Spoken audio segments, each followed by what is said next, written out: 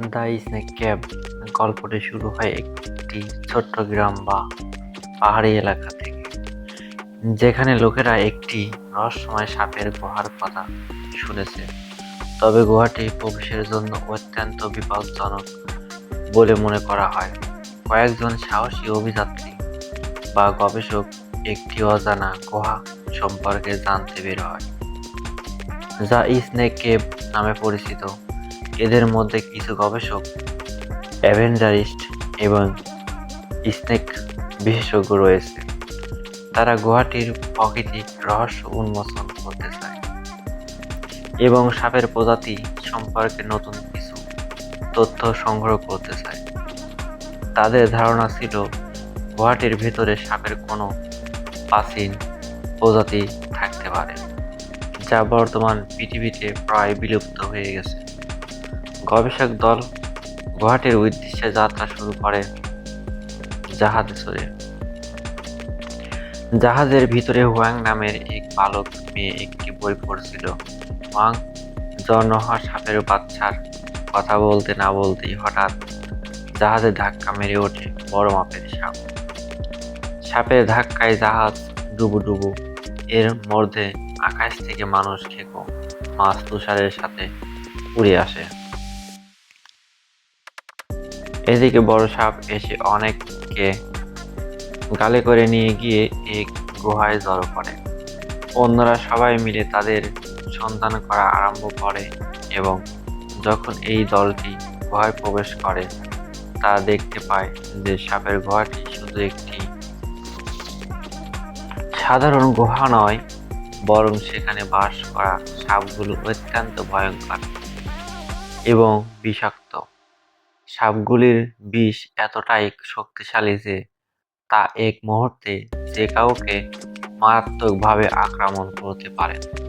গুহার মধ্যে তারা আরো কিছু অদ্ভুত চিহ্ন এবং প্রাচীন ভাস্কর্য দেখতে পায়, যা সাপের দেবতা বা শক্তির প্রতি মানুষের প্রাচীন পূজা সম্পর্কিত। তারা বুঝতে পারে যে এই সাপগুলোর সাথে কিছু অতিপ্রাকৃতিক সম্পর্ক রয়েছে। এটি শুধুমাত্র একটি জীবন্ত সাপ নয়, বরং এক ধরনের রহস্যময় শক্তির প্রতিনিধি।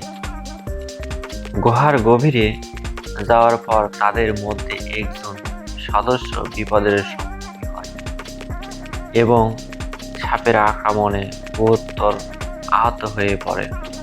সেই সদস্যের জীবন বাঁচাতে অন্য সদস্যরা একসঙ্গে কাজ করে এবং সঠিক পদক্ষেপ নেয়।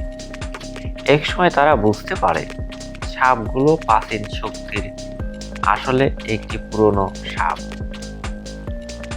শক্তির অংশ, যা বহু শতাব্দী আগে এক রহস্যময় সভ্যতা দ্বারা পূজিত হয়েছিল।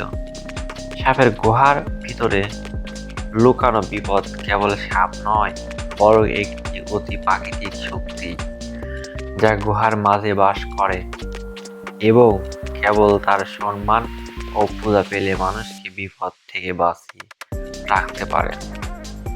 গুহার ভেতরে আরো গভীর রহস্য উন্মোচন হওয়ার পর অবশেষে কিছু সদস্য গুহা থেকে বের হয়ে আসে। এর মধ্যে হুয়াং এর মা এর জ্ঞান আসে। হুয়াং এর সাথে বলে, অনেক কষ্টের পরে হুয়াংকে গুহা থেকে উদ্ধার করা হয়, কিন্তু তারা জানে না যে সাপের গুহার রহস্য পুরোপুরি উন্মোচন হয়নি এবং সেই রহস্য সব সময় তাদের পিছে ছায়ার মতো থাকবে। এটি মূলত এক ধরনের থ্রিলার সিনেমা, যা প্রাকৃতিক, অতি প্রাকৃতিক শক্তি এবং মানুষের কৌতূহলের সম্মিলিত। সিনেমাটি দেখায় যে আমাদের প্রাচীন ইতিহাস এবং প্রাকৃতিক বিপদের সম্মুখীন হতে হলে সাহস এবং সামগ্রিক বুদ্ধিমত্তার প্রয়োজন হয়।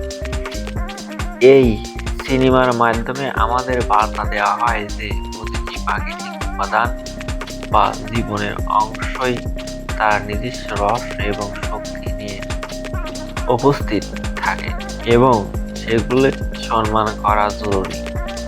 এটি একটি ভয়ঙ্কর এবং রহস্যময় সিনেমা যেখানে সাহস, বন্ধুত্বের সাহায্যে এবং অজানা বিপদের সম্মুখীন হওয়ার গল্প তুলে ধরা হয়েছে। এই সিনেমার গল্পটি যদি আপনাদেরকে ভালো লেগে থাকে তাহলে আমাদের চ্যানেলটি সাবস্ক্রাইব